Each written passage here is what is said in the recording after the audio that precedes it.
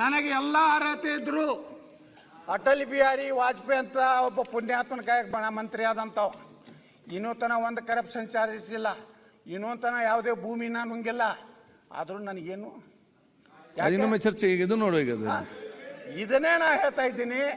ನಾ ಹೇಳುವುದೇನೆಂದ್ರೆ, ದಯವಿಟ್ಟು ನಿಮ್ಮದು ಕೊನೆಯದೈತಿ, ಒಳ್ಳೆ ಕೆಲಸ ಮಾಡಿರಿ. ಮುಂದೇನು ನಮ್ಮವ್ರು ಏನು ನಿಮ್ಗೇನು ಬೇಕಾಗಿಲ್ಲ, ಹೆಂಗಾದ್ರು ರಿಟೈರ್ಡ್ ಆಗಿರೋದು ರೀ. ಮುಂದೆ ನೀವು ಗವರ್ನರ್ ಪರ್ನರ್ ಆಗೋದಿಲ್ಲ, ಯಾಕಂದ್ರೆ ಸರ್ಕಾರಿನೇ 20 ವರ್ಷ ನರೇಂದ್ರ ಮೋದಿ ಅವ್ರದ್ದೇ ಇರೋದು.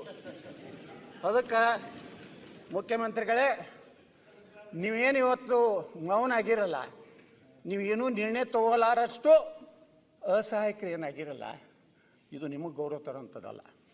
ನೀವು ಗಟ್ಟಿಯಾಗ್ರಿ. ಓಕೆ, ಜನ ನಿಮ್ಮ ಹಿಂದಿದ್ದಾರೆ. ಇಷ್ಟಾದರೂ ಅಧ್ಯಕ್ಷರೇ, ರಾಜ್ಯದಲ್ಲಿ ಒಂದು ದಲಿತ ಸಂಘಟನೆಗಳು ಹೋರಾಟ ಮಾಡ್ತಾ ಇಲ್ಲ. ಯಾರು ಇಡೀ ಪರಿಶಿಷ್ಟ ಪಂಗಡದ MLAಗಳು ಮಾತಾಡ್ತಾ ಇಲ್ಲ, ಖಂಡನೆ ಮಾಡ್ತಾ ಇಲ್ಲ. ಮ್ಯಾಗಿನ ಪ್ರೆಷರ್ ಬಂದ ಮೇಲೆ ಕೆಲವೊಂದು ಮಾತಾಡ್ತಾ ಇದ್ದಾರೆ. ನಾವು ಎಲ್ಲಿ ಇದು ಪರಿಶಿಷ್ಟ ಜಾತಿ ಏನು ನ್ಯಾಯ ಕೊಡ್ಲಕತ್ತೀವಿ ರೀ? ಆ ಜನಾಂಗದವ್ರಿಗೆ ಮಾತಾಡಲಿಲ್ಲ ಅಂದ್ರೆ ಯಾರು ಮಾತಾಡೋದು? ನಾವು ಮಾತಾಡ್ದ? ಅದಕ್ಕೆ ಅಧ್ಯಕ್ಷ, ನಾ ಕಳಕಳಿಯಿಂದ ಮನವಿ ಮಾಡ್ಕೊತಾ ಇದ್ದೀನಿ.